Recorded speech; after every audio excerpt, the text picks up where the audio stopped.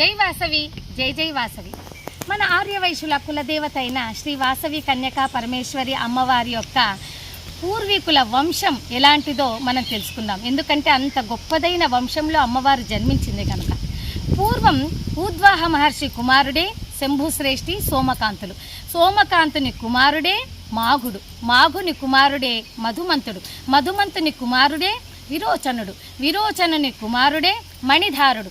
మణిధారుని కుమారుడే తులాధరుడు. తులాధరుని కుమారుడే మణిగ్రీవుడు. మణిగ్రీవుని కుమారుడే జటిలుడు. జటిలుని కుమారుడే భద్రుడు. భద్రుని కుమారుడే సత్యవంతుడు. సత్యవంతుని కుమారుడే శ్రవణ కుమారుడు. ఆయన కుమారుడే పద్మాక్షుడు. ఆయన కుమారుడే గోముఖ శ్రేష్ఠి. ఆయన కుమారుడే శివశ్రేష్ఠి. శివశ్రేష్ఠి యొక్క కుమారుడే కుముద శ్రేష్ఠి. కుముద శ్రేష్ఠి కుమారుడే కలిహర శ్రేష్ఠి. కలిహర శ్రేష్ఠి కుమారుడే కుసుమశ్రేష్ఠి. కుసుమశ్రేష్ఠి గారి కుమారుడే విరూపాక్షుడు. కుసుమశ్రేష్ఠి గారి కుమార్తెయే శ్రీ వాసవి మాత.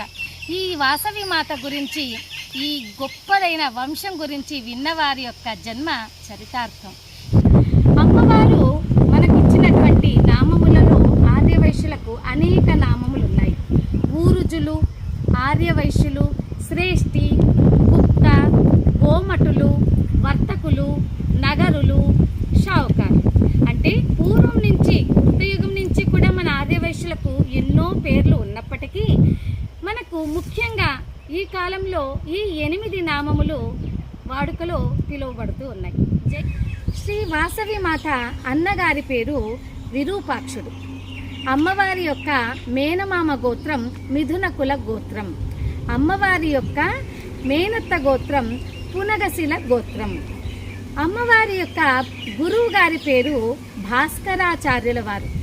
ఈయనే మనకి బ్రహ్మదేవుడే భాస్కరాచార్యులుగా ఆర్యవైశ్యుల కోసం అమ్మవారితో పాటు దిగివచ్చారు. ఈయన మాత్రమే కాదు, బ్రహ్మదేవుడే భాస్కరాచార్యులుగాను, సరస్వతీదేవియే వాణీదేవిగాను, విష్ణుమూర్తియే జనార్దన స్వామిగాను, లక్ష్మీదేవియే కోనకమలగాను, సాక్షాత్తు పరమేశ్వరుడే నగరేశ్వరునిగాను, పార్వతీమాతయే వింధ్యవాసినిగాను, ఆదిశక్తి స్వరూపమే వాసవి మాతగాను, అంతేకాకుండా నందీశ్వరుడే విరూపాక్షుడుగాను మన ఆర్యవైశ్యుల కోసం దివి నుంచి భూమికి దిగివచ్చినటువంటి దేవతలు సాక్షాత్తు పెనుగొండ క్షేత్రములో నడయాడిన వారు. అందుకే అమ్మవారు జన్మించిన గ్రామం పేరు పెనుగొండ.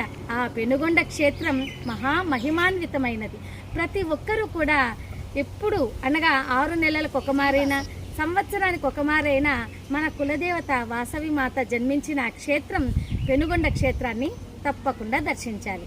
జై వాసవి, జై జై వాసవి.